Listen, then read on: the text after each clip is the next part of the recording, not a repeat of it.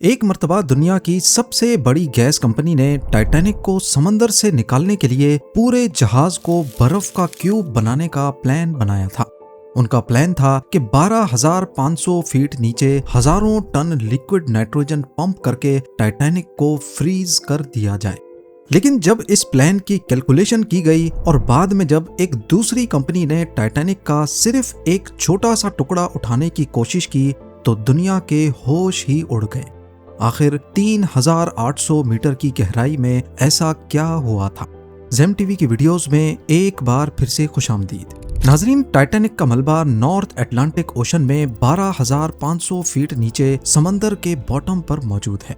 ये गहराई कितनी है इसका अंदाजा आप इस बात से लगा लें कि अगर 4 बुर्ज खलीफा को भी एक के ऊपर एक रखकर ओशन में डाला जाए फिर भी टाइटैनिक का मलबा आधा किलोमीटर नीचे होगा।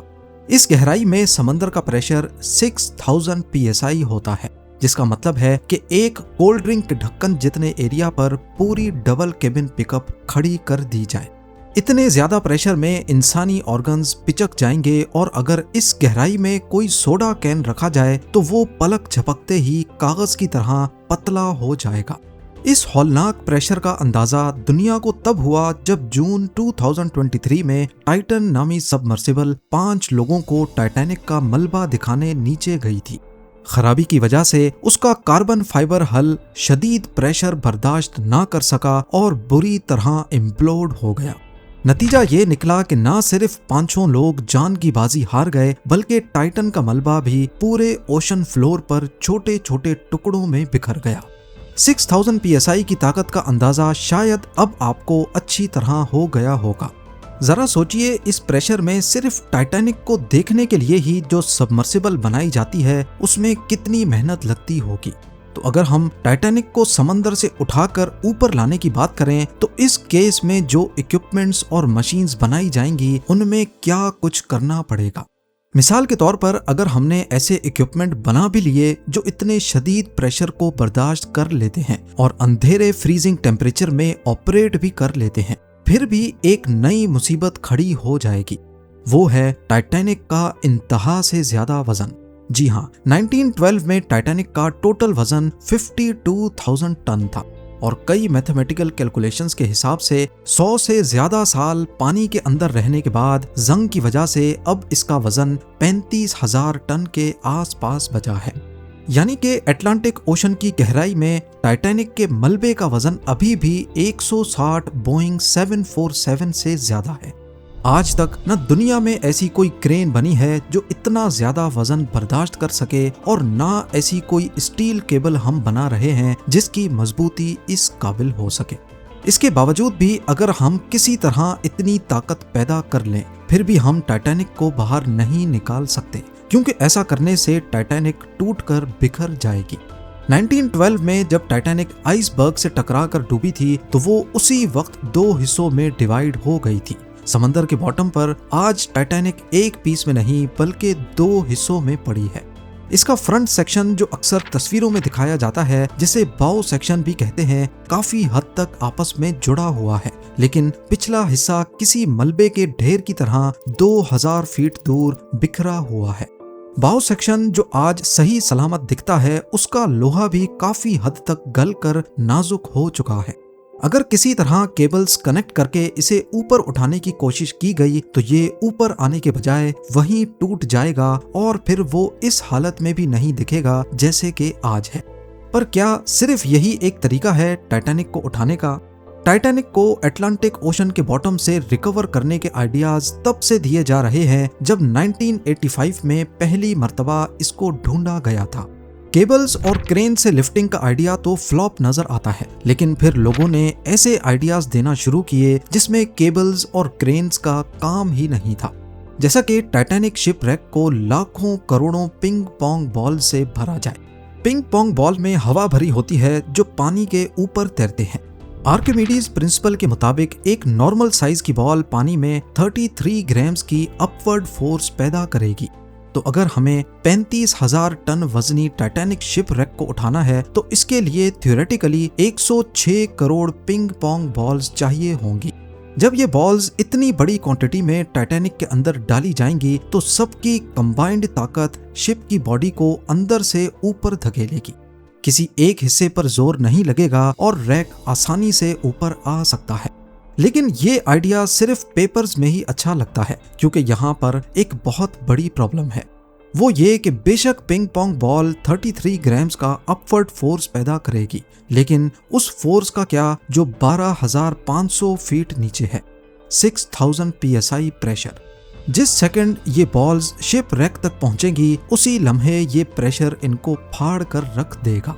टाइटैनिक को निकालने के लिए ये इकलौता आइडिया नहीं था। इसके बाद ऐसे कई आइडियाज फ्लोट हुए जो रियलिस्टिक नहीं थे, जिसमें शिप को पेट्रोलियम जेली से भरना भी शामिल था।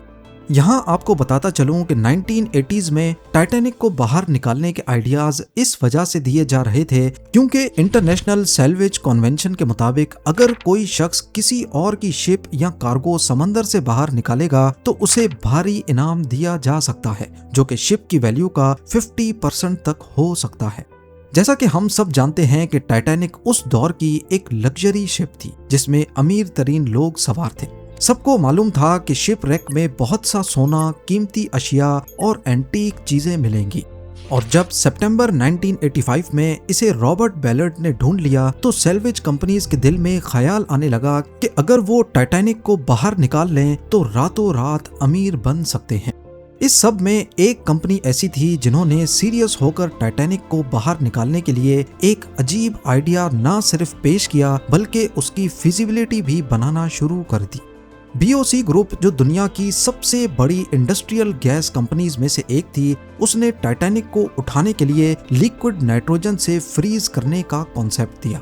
उनका आइडिया था कि टाइटैनिक को किसी क्रेन या केबल से खींचने के बजाय समंदर के अंदर ही फ्रीज करके आइसबर्ग बना दिया जाए, और इस काम के लिए उन्होंने मुख्तलिफ कैलकुलेशंस भी की थी।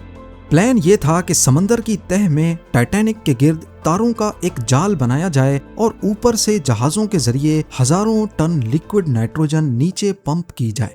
-196 डिग्री सेल्सियस ठंडी नाइट्रोजन गैस टाइटैनिक के अंदर और आसपास के पानी को मिनटों में सॉलिड बर्फ बना देगी। ऐसे एक बहुत बड़ा आइस क्यूब जिसके अंदर टाइटैनिक जमी होगी वो अपने आप सरफेस पर आ जाएगा और फिर कंट्रोल्ड एनवायरनमेंट में उसे आहिस्ता आहिस्ता पिघाला जाएगा। पर जब BOC के इंजीनियर्स ने इस पर गहरी साइंटिफिक कैलकुलेशंस की तो उन्हें समझ आया कि ये फिजिकली और इकोनॉमिकली इम्पॉसिबल है। कैलकुलेशन से पता चला कि टाइटैनिक जितने बड़े जहाज और उसके आसपास के पानी को फ्रीज करने के लिए तकरीबन 5 लाख टन लिक्विड नाइट्रोजन चाहिए होगी। इतनी अजीम मिकदार में लिक्विड नाइट्रोजन समंदर के बीच लाना नामुमकिन था, जिसके लिए टाइटैनिक के ऊपर समंदर पर एक पूरा नाइट्रोजन लिक्विफिकेशन प्लांट कायम करना पड़ता। इसके अलावा 3800 मीटर की गहराई पर जब इतनी ज्यादा फ्रीजिंग लिक्विड छोड़ी जाती तो पानी के एक्सट्रीम प्रेशर की वजह से टेम्परेचर मेंटेन रखना और थर्मल एक्सपेंशन को कंट्रोल करना इम्पॉसिबल था। इस किस्म के सारे आइडियाज तब कचरे का ढेर लगने लगे जब 1994 में RMS टाइटैनिक इनकॉर्पोरेशन ने टाइटैनिक की बॉडी का सिर्फ एक छोटा टुकड़ा ऊपर लाने का इरादा किया। ये एक छोटी कोस्टर की साइज जितना टुकड़ा था जिसमें खिड़कियों के शीशे अभी तक सलामत थे। प्लान ये था कि नीचे जाकर इस पीस को रस्सियों से बांधा जाए और डीजल से भरे बैग्स कनेक्ट करके उसे ऊपर लाया जाए। इस काम के लिए 3 एक्सपीडिशन शिप्स अटलांटिक ओशन के ठीक उस पॉइंट पर लाई गईं। इस मंजर को देखने के लिए टिकट रखी गई और 2 क्रूज शिप्स तो सिर्फ ऑडियंस से भरी हुई थीं। डीजल बैग्स टाइटैनिक के टुकड़ों से बांधे गए और 2 घंटे का सफर तय करने के बाद वो टुकड़ा आखिरकार सरफेस तक आ गया। 100 सालों बाद टाइटैनिक का ये टुकड़ा पहली बार जब हवा में आने ही वाला था तो अचानक समंदर में तूफान आ गया। डीजल बैग्स की रस्सियां टूट गईं और एक मर्तबा फिर वही हिस्सा समंदर की गहराई में डूब गया। इस फेल्ड मिशन में अभी तक 2 सालों की मेहनत और लाखों डॉलर्स का खर्चा लग चुका था, लेकिन फिर भी कामयाबी नहीं मिली। उल्टा सारी टीम को वहां से जान बचाकर भागना पड़ा। 2 सालों बाद 1998 में रिकवरी टीम ने एक नया प्लान बनाया कि टाइटैनिक के इस हिस्से को विंच के जरिए ऊपर खींचा जाए। इस बार इन्हें कामयाबी मिली और ऊपर लाने के बाद इसे रिकवरी वेसल में डालकर लॉस एंजलिस के एक म्यूजियम में रख दिया गया। लेकिन इस कामयाबी की हकीकत थी 4 सालों की मेहनत, 2 मिशंस और लाखों डॉलर्स का खर्चा, और इसका वजन था सिर्फ 15 टन, जबकि पूरे टाइटैनिक शिप रैक का वजन 35,000 टन है। ये देखकर सारी सैल्वेज कंपनीज को आइडिया हो गया कि टाइटैनिक को निकालना एक इम्पॉसिबल टास्क है। जब टाइटैनिक को निकालने का ख्वाब धुंधला होने लगा तो सैल्वेज टीम्स ने रैकेज साइट से एंटीक आर्टिफैक्ट्स निकालना शुरू कर दिए। अभी तक रैकेज साइट से 5,000 के करीब आर्टिफैक्ट्स निकाले जा चुके हैं, जिसमें ज्वेलरी, बर्तन, कॉइन्स, एक गिटार और इंजन रूम का टेलीग्राफ भी शामिल है। मिलने वाला टेलीग्राफ अपनी आखिरी पोजीशन पर सेट था, यानी कि फुल अस्टर्न, जिसका मतलब है कि 1912 में आइसबर्ग से टकराने के बाद कैप्टन ने इंजीनियर्स को पैगाम दिया था कि इंजन को फुल पावर में उल्टा चलाया जाए ताकि स्पीड कम हो सके। हर एक चीज को ऊपर लाने में स्पेशल सबमर्सिबल की जरूरत पड़ी, जिसमें लाखों डॉलर्स का खर्चा भी आया। हम इंसान तो अभी तक ये बहस कर रहे हैं कि टाइटैनिक को कैसे बचाया जाए, लेकिन समंदर के अंदर एक और ही मखलूक इस जहाज को जिंदा खा रही है। अगर आपने टाइटैनिक की तस्वीरें देखी हों तो जहाज के ढांचे पर रेड कलर के धागे लटके नजर आते हैं। इंजीनियर्स इसे रस्टिकल्स कहते हैं। ये कोई आम जंग नहीं है, बल्कि ये नमकीन पानी में रहने वाले बैक्टीरिया की कॉलोनीज हैं जो स्टील को चबाकर खोखली नालियां छोड़ देते हैं, जिन्हें हाथ लगाने पर लोहा मिट्टी की तरह झड़ने लगता है। कनाडा के एक इंस्टीट्यूट ने जब इन बैक्टीरिया पर रिसर्च की तो मालूम पड़ा कि इनमें से कुछ ऐसे बैक्टीरियाज भी थे जो दुनिया में कहीं और नहीं पाए जाते। इसीलिए इनका नाम हेलामोनाज टाइटैनिकी रखा गया है। ये बैक्टीरिया खास तौर पर टाइटैनिक के स्टील को खाने के लिए ही एडॉप्ट हुआ है, जो रोजाना सैकड़ों पाउंड लोहा चबा जाता है। आज जहाज की छतें अंदर की तरफ गिर रही हैं और जो चीजें 1980s की फोटोज में साफ दिखती थीं, वो अब मिट्टी के ढेर में तब्दील हो चुकी हैं।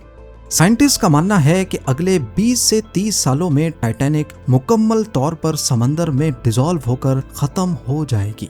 1985 में जब रॉबर्ट बैलर्ड ने इस मलबे को ढूंढा तो पहले चंद लम्हों की खुशी के बाद उन्हें इस खौफनाक हकीकत का एहसास हुआ कि ये खुशी का लम्हा नहीं, बल्कि वो 1500 लोगों की कब्र के ऊपर खड़े हैं। बैक्टीरिया ने लोहे को ही नहीं छोड़ा तो इंसानी जिस्म का क्या कसूर, वो तो चंद महीनों में ही गल चुका होगा। लेकिन समंदर के बॉटम पर जूतों के जोड़े आज भी वैसे के वैसे पड़े हैं, जिनमें केमिकल की वजह से बैक्टीरिया और दूसरी मखलूक उनके करीब नहीं जाती। मिट्टी पर एक माँ के जूतों के बराबर उसकी बेटी के छोटे जूते आज भी मौजूद हैं, जो कि उस दिन के खौफनाक मंजर की गवाही देते हैं। 2012 में यूनेस्को ने टाइटैनिक को प्रोटेक्टेड कल्चरल हेरिटेज करार दिया। उसके बाद 2019 में यूएस और यूके ने एक एग्रीमेंट साइन किया, जिसके तहत अब किसी को भी टाइटैनिक के 1 किलोमीटर रेडियस में बिना परमिशन जाने या कुछ भी हटाने की इजाजत नहीं है। सच्चाई तो ये है कि हम टाइटैनिक को ऊपर ला ही नहीं सकते, क्योंकि उसकी कंडीशन ही कुछ ऐसी है। लेकिन असूलन हमें ऐसा करना भी नहीं चाहिए, क्योंकि ये ना सिर्फ 1500 लोगों की आखिरी आरामगाह है, बल्कि दुनिया की सबसे गहरी कब्र भी। उम्मीद है ज़ेम टीवी की ये वीडियो भी आप लोग भरपूर लाइक और शेयर करेंगे।